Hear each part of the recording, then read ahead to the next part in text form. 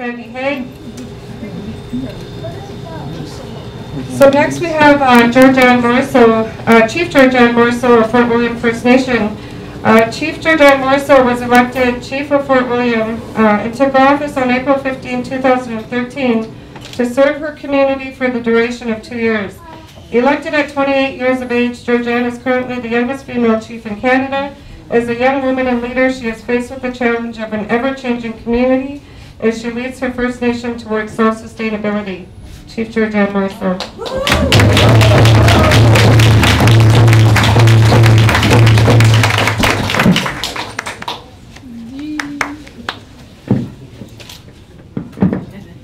Just give me a minute here. This microphone. There we go. I'm just kidding. I'm not getting that. You know what? I just want to say, first of all, I'm so honored and I'm so very humbled to be here. It's one thing to put an event together and to spread a message, but it's probably more emotional to have to relive this every year or every day, especially for those who have lost a close one, a loved one, those who have lost little girls and their little girls to violence and whose purpose was so violently taken away from them. So to be able to live through that and be able to still come up and try to empower others to be strong it's unbelievable, and I just want to put my heart out to you and everybody here who's been able to do that.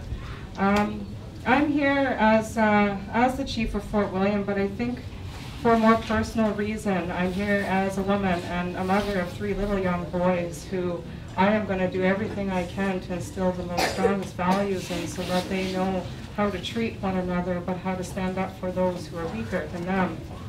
But I'm also here because my great-grandmother was murdered back in the 30s and was never found. And my grandfather, I didn't know about this till I was quite older, and my grandfather to this day still never knew who his mother was and has searched to the ends of the earth to find who she was and where she is and where she may have been murdered. And so it hurts. And when I stand here, I really put my heart out to everybody and think that, those who are here are meant to be here.